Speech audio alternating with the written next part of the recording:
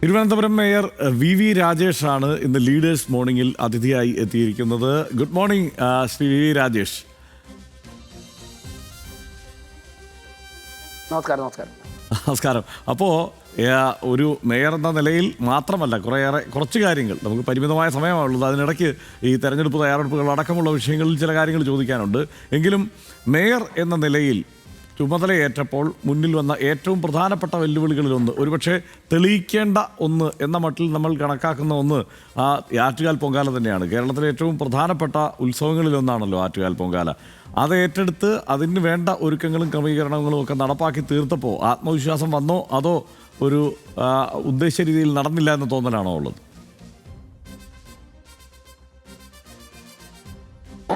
ഹർഷൻ, വളരെ സന്തോഷമുണ്ട്, നല്ല ആത്മവിശ്വാസമുണ്ട്. അതായത് ഇപ്പോൾ ഞാൻ താങ്കൾ ചോദിച്ചില്ല, വെല്ലുവിളിയായിട്ടില്ല, നമുക്കൊരു അവസരമായിട്ടാണ്. അതായത് ആറ്റുകാൽ പൊങ്കാലയുടെ ക്രമീകരണങ്ങൾ നടത്തുവാൻ വേണ്ടി ഒരവസരം ജനങ്ങൾ തന്നു എന്നുള്ള ഒരു സന്തോഷത്തോടു കൂടി തന്നെയാണ് ആ ചുമതല ഏറ്റെടുത്തത്.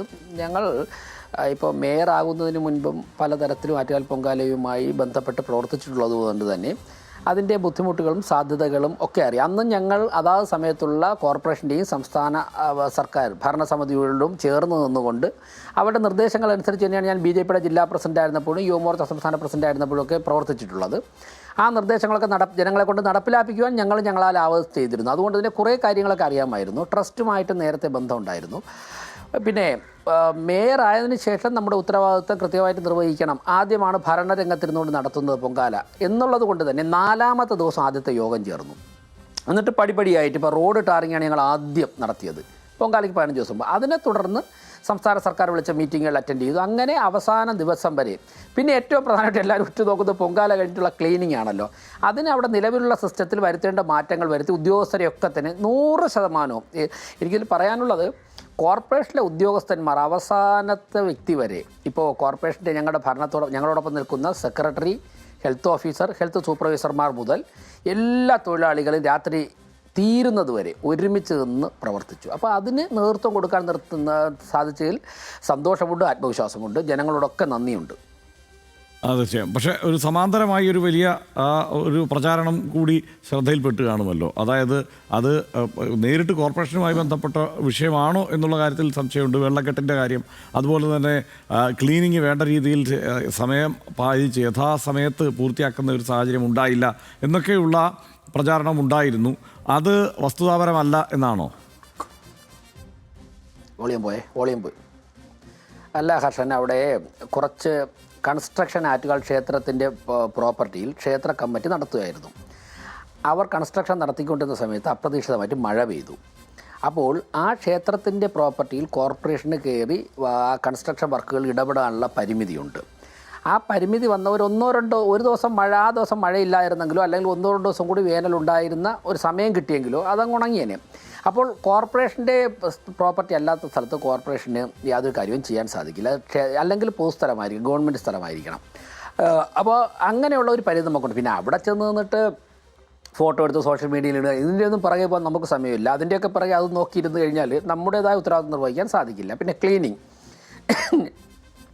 8:30 മണിക്ക് ക്ലീനിങ് കഴിഞ്ഞ് പ്രധാന റോഡുകളൊക്കെ തന്നെ കഴുകി വൃത്തിയാക്കാൻ സാധിച്ചു. പിന്നെ ഒരു ലക്ഷക്കണക്കിന് ആൾക്കാർ വരുന്ന നമ്മൾ പ്രതീക്ഷിക്കുന്നതും അല്ലാത്തതുമായ റോഡുകളിലൊക്കെ പൊങ്കാല ഇടുമ്പോൾ അത് രാത്രി 2:30 മണിക്ക് നിവേദ്യം കഴിഞ്ഞ് ആൾക്കാർ പോയാൽ തന്നെ ഞങ്ങൾക്കൊരു 3 മണിക്കല്ലേ, ഞങ്ങളിപ്പോൾ 2:40 തന്നെ ഞാൻ ആറ്റുകാൽ ക്ഷേത്ര പരിസരത്ത് ഉദ്ഘാടനം നിർവഹിച്ചു. അതിനുശേഷം ഇത്തവണ ഒരുപാട് വാഹനങ്ങളുണ്ടായി.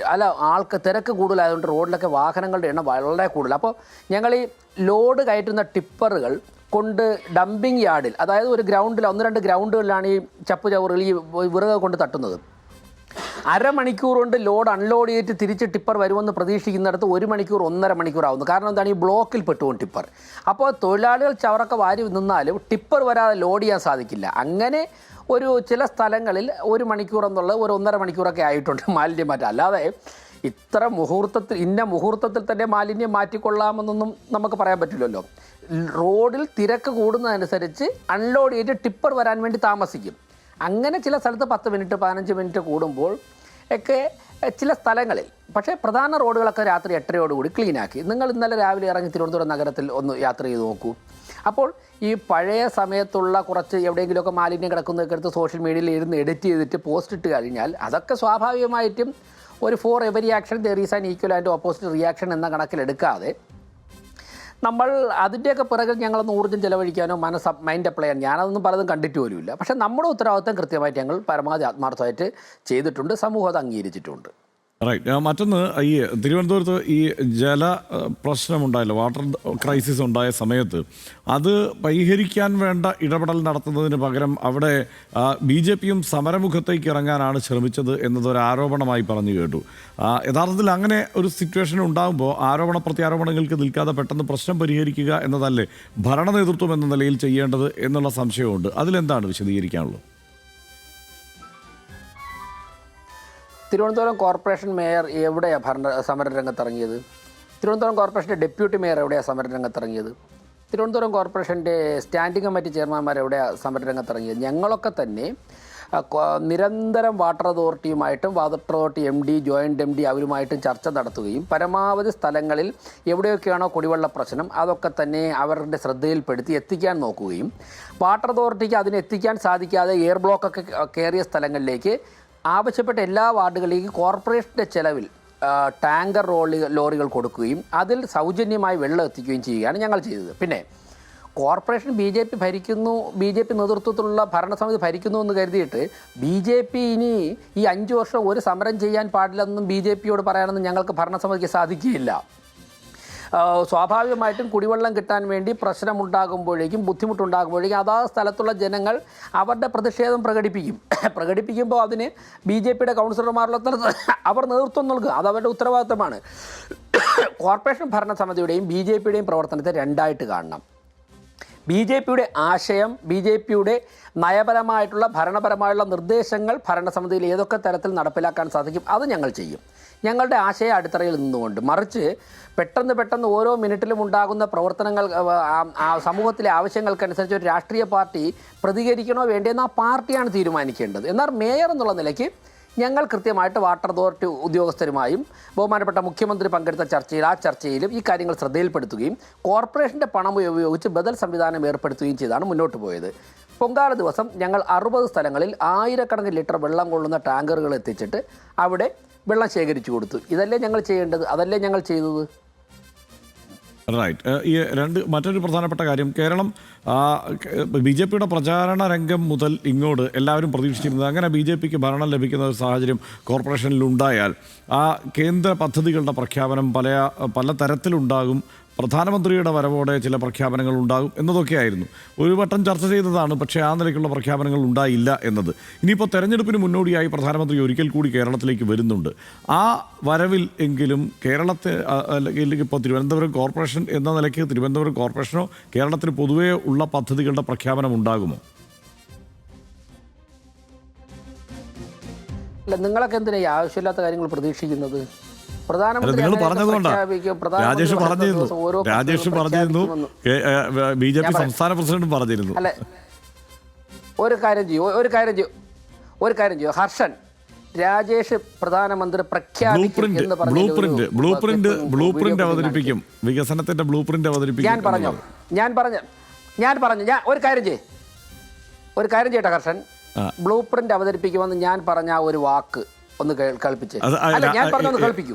അല്ല, അത് ഇപ്പൊ എന്റെ കയ്യിൽ അതില്ല. പക്ഷെ മാത്രമല്ല, രാജേഷ് തന്നെ മേയർ തന്നെ ആയിരിക്കില്ല, ഒരുപക്ഷെ അത് ഈ പ്രസിഡന്റ് പറഞ്ഞതായിരിക്കാം എന്റെ തലയിലുള്ളത്. ഞാൻ പറയട്ടെ അല്ല, അപ്പൊ നമ്മൾ അപ്പൊ പ്രത്യേകിച്ചൊന്നും ഇനി അവതരിപ്പിക്കില്ല, നിങ്ങൾ പ്രതീക്ഷിക്കേണ്ടെന്നാണോ? അല്ല, അപ്പൊ പ്രതീക്ഷിക്കേണ്ട പ്രത്യേകിച്ചൊന്നും, ഇങ്ങനെയൊക്കെ തന്നെ പോകും എന്നാണോ ചോദിക്കരുത് ഹർഷ. അങ്ങനെയല്ല ഹർഷൻ ഇടപെടാതിരുന്നാൽ ഞാൻ സംസാരിക്കാം, അല്ലെങ്കിൽ ഹർഷ പറഞ്ഞു. ഇല്ലില്ല, ഇടപെടില്ല. ഇനി ഞാൻ പൂർത്തിയാക്കുന്നവരെ ഇടപെടില്ലെങ്കിൽ മാത്രം ഞാൻ സംസാരിക്കാം, അല്ലെങ്കിൽ എനിക്ക് 9 മണിക്കൊക്കെ മീറ്റിങ്ങുള്ളതാണ്. ഹർഷൻ പറഞ്ഞുകൊണ്ടിരിക്കുക, ഞാൻ പോവാം. ഇല്ല, ഒന്നും അങ്ങനെ ഇടപെടാനേ ഉദ്ദേശിച്ചിട്ടില്ല. മാത്രമല്ല, ഇത് രാവിലെ തർക്കിക്കാനുള്ള ചർച്ച അല്ലല്ലോ. അതല്ല ഹർഷൻ, തർക്കിക്കാനുള്ള സമയം എനിക്കില്ല, താങ്കൾക്കും ഇല്ല, പ്രേക്ഷകർക്ക് അത് കേട്ടുകൊണ്ടിരിക്കാനും സമയമില്ല. എനിക്ക് പറയാനുള്ള കാര്യങ്ങൾ അങ്ങയുടെ ചോദ്യത്തിന് ഉത്തരമായിട്ട് പറയാം. സമയം തരുമെങ്കിൽ ഞാൻ പറയാം. ദയവ് ഞാൻ ഇനി പൂർത്തിയാക്കുന്നവരെ ഇടപെടരുത്. എനിക്ക് ഒരുപാട് സമയമൊന്നും വേണ്ട. അങ്ങ് തയ്യാറാണെങ്കിൽ ഞാൻ പറയാം. പറഞ്ഞോളൂ, ഞാൻ കാത്തു നിൽക്കുകയാണ്. ഞാൻ എത്ര നേരമായി കാത്തു. ഒന്ന്, ഈ ബ്ലൂ പ്രിൻ്റ് എന്നുള്ള വാക്കോ ബ്ലൂ പ്രിൻ്റ് പ്രഖ്യാപിക്കുന്നോ ഞാൻ പറഞ്ഞിട്ടില്ല. മേയർ എന്നുള്ള നിലയ്ക്ക് ഒരിടത്തും പറഞ്ഞിട്ടില്ല. ഈ സോഷ്യൽ മീഡിയയിലൊക്കെ ബ്ലൂ പ്രിൻ്റ് എവിടെ ബ്ലൂ പ്രിൻ്റ്, ഞാൻ മേയർ എന്നുള്ള നിലയ്ക്ക് ഞാൻ ഒരിടത്തും പറഞ്ഞിട്ടില്ല. രണ്ട്, പ്രധാനമന്ത്രി വന്ന് വലിയ വലിയ പ്രഖ്യാപനങ്ങൾ നടത്താൻ പോകുന്നുവെന്നും ഞാൻ ഒരിടത്തും മേയർ എന്നുള്ള നിലയ്ക്ക് ഒരിടത്തും പറഞ്ഞിട്ടില്ല. ഇത് രണ്ടും അങ്ങ് ഏത് സമയത്ത് അങ്ങയുടെ കയ്യിൽ ഈ വീഡിയോ ക്ലിപ്പ് അല്ലെങ്കിൽ എൻ്റെ സ്റ്റേറ്റ്മെൻറ്റ് കിട്ടിയാലും അയച്ചു തന്നാൽ ഞാൻ പൊതുസമൂഹത്തോട് മറുപടി പറയാൻ തയ്യാറാണ്. മേയർ എന്നുള്ള നിലയ്ക്ക് പറയാത്ത കാര്യങ്ങളിൽ എന്താണ് ഉത്തരമെന്ന് ദയവ് ചെയ്ത് ചോദിക്കരുത്. അങ്ങനെ തെറ്റിദ്ധാരണ സമൂഹത്തിൽ ഉണ്ടാക്കാനും പാടില്ല. ഈ രണ്ട് കാര്യങ്ങൾ ഞാൻ പറഞ്ഞിട്ടില്ല.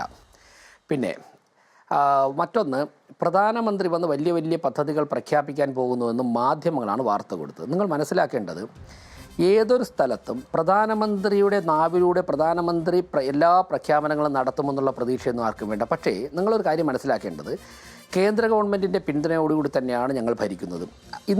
ഇപ്പോൾ മണി 8:45, രാവിലെ 10:30 മണിക്ക് ന്യൂസ് മലയാളത്തിൻ്റെ മാധ്യമപ്രവർത്തകർ ഉൾപ്പെടെ ഞങ്ങൾ ഗാന്ധി പാർക്ക് മൈതാനത്തിലേക്ക് ക്ഷണിച്ചിട്ടുണ്ട്. ഇവിടെ EK നായനാർ പാർക്കിലേക്ക് കിഴക്കേക്കോട്ട ക്ഷണിച്ചിട്ടുണ്ട്. സംസ്ഥാന സർക്കാർ 2ാം ഘട്ട PMAY പദ്ധതിയിൽ ഒപ്പിടാത്തതുകൊണ്ട് കേരളത്തിലെ ലക്ഷക്കണക്കിന് വരുന്ന ആൾക്കാർക്ക് സ്ഥലം കിട്ടിയിട്ടുണ്ട്, വീട് കിട്ടുന്നില്ല. അവരൊക്കെ തന്നെ 2017 മുതൽ പ്രമാണവും കയ്യിൽ പിടിച്ചുകൊണ്ട് നടക്കുകയാണ്.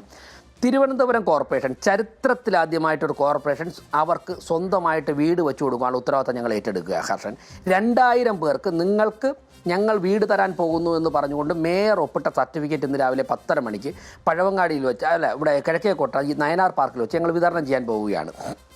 അതായത് കഴിഞ്ഞ ഭരണസമിതി തയ്യാറാക്കിയ വീട് കിട്ടുവാനുള്ള അർഹതപ്പെട്ട സ്ഥലമുള്ള ലിസ്റ്റിലുള്ളവർക്ക് 2000 പേർക്ക് ഇന്ന് രാവിലെ 10:30. ഇത് പ്രധാനമന്ത്രി ബഹുമാനപ്പെട്ട നരേന്ദ്രമോദിജി രാജ്യം ഭരിക്കുന്നത് കൊണ്ട് കേന്ദ്ര ഗവൺമെൻറ്റിൽ നിന്നുള്ള സഹായം ഉൾപ്പെടെ പ്രതീക്ഷിച്ചുകൊണ്ടാണ് പലതരത്തിലും പൊതുമേഖലാ സ്ഥാപനങ്ങളിൽ നിന്നുൾപ്പെടെ ഞങ്ങൾ ആ തൻ്റെ ഇടത്തോടെ ചെയ്യാൻ പോകുന്നത്. 101 വാർഡുകളിൽ ഞങ്ങൾ 50% വില കുറച്ച് മെഡിക്കൽ സ്റ്റോറുകൾ ആരംഭിക്കാൻ പോകുന്നു. സ്കാൻ ചെയ്യാൻ വേണ്ടി 50% റേറ്റ് കുറച്ച് സ്കാനിങ് സെൻ്ററുകൾ ആരംഭിക്കാൻ പോകുന്നു. അതോടൊപ്പം തന്നെ 50% നിരക്ക് കുറച്ച് ഹിന്ദ് ലാബുകൾ HLL-മായി ചേർന്ന് ആരംഭിക്കാൻ പോകുന്നു. ഇതൊക്കെ തന്നെ പ്രധാനമന്ത്രിയുടെ സന്ദർശനവുമായി ബന്ധപ്പെട്ട് നൽകിയ ഉറപ്പുകളിൽ വിവിധ മന്ത്രാലയങ്ങളുമായി ഞങ്ങൾ സംസാരിച്ച് നേടിയെടുത്തുകൊണ്ടിരിക്കുന്നത്. നിങ്ങൾ ഈ സംസ്ഥാനത്ത് എവിടെയെങ്കിലും ഒരു തദ്ദേശ സ്വയംഭരണ സ്ഥാപനം അർഹതപ്പെട്ടവർക്ക് സ്വന്തം റിസ്കിൽ വീട് കൊടുക്കാൻ വേണ്ടി തീരുമാനമെടുക്കുന്ന ഇച്ഛാശക്തി കാണിച്ചിട്ടുണ്ടോ? ഇത് പ്രധാനമന്ത്രി തിരുവനന്തപുരത്തെ ഏറ്റവും മികച്ച സിറ്റിയാക്കാൻ വേണ്ടി എല്ലാ സഹായവും തരാം എന്ന് പറഞ്ഞതിൻ്റെ തുടർച്ചയായിട്ട് ഞങ്ങൾ ചെയ്യുന്നത് തന്നെയാണ്. അതിനെ അപ്രീഷിയേറ്റ് ചെയ്യണം ഹർഷ.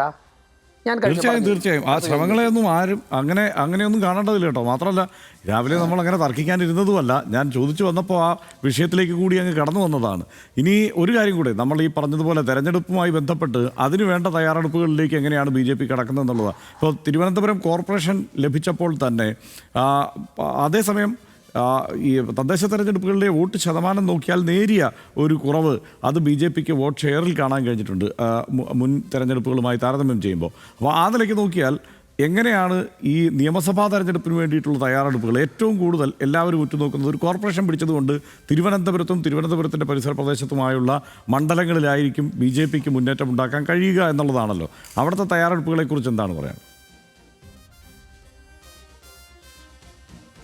തിരുവനന്തപുരത്ത് നല്ല മുന്നേറ്റം ഉണ്ടാക്കാൻ ഉള്ള രാഷ്ട്രീയ സാഹചര്യമുണ്ട്. അതോടൊപ്പം തന്നെ തിരുവനന്തപുരത്തല്ലല്ലോ ആദ്യത്തെ MP ജയിച്ചത്.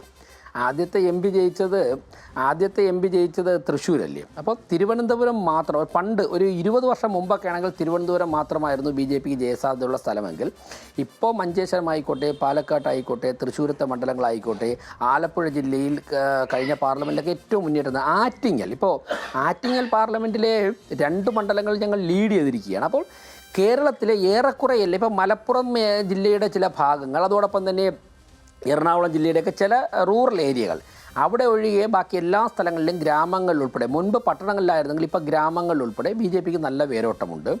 അപ്പോൾ തീർച്ചയായിട്ടും തിരുവനന്തപുരത്ത് ഏറ്റവും മുൻപിൽ നിൽക്കുന്നു നമുക്ക് പറയാൻ സാധിക്കും. ഉൾപ്പെടെ എല്ലാ സ്ഥലങ്ങളിലും BJPക്ക് വളരെ വലിയ മുന്നേറ്റം ഉണ്ടാകും. അത് നിയമസഭാ തെരഞ്ഞെടുപ്പിൽ പ്രതിഫലിക്കും. കൃത്യമായിട്ട് പാർട്ടി പ്ലാൻ ചെയ്ത് ഗ്രാസ് റൂട്ടിലുള്ള പ്രവർത്തനം നേരത്തെ തന്നെ ആരംഭിച്ചു കഴിഞ്ഞു. റൈറ്റ്. എന്തായാലും വളരെ സജീവമായി തന്നെ കോർപ്പറേഷൻ ഭരണം മുന്നോട്ട് നയിക്കുന്നു. തെരഞ്ഞെടുപ്പിന് വേണ്ടിയുള്ള തയ്യാറെടുപ്പുകളിലേക്കും പോകുന്നു. രാവിലെ നല്ല തിരക്കുണ്ട്. നേരത്തെ മേയർ പറഞ്ഞതുപോലെ വലിയ തിരക്കുകളിലേക്കാണ് പോകുന്നത്. ആ തിരക്കിൻ്റെ സാഹചര്യത്തിലും വന്ന് സംസാരിക്കാനും ഇത്രയും കാര്യങ്ങളൊക്കെ പങ്കുവയ്ക്കാനും കാണിച്ച സന്മനസ്സിന് നന്ദി.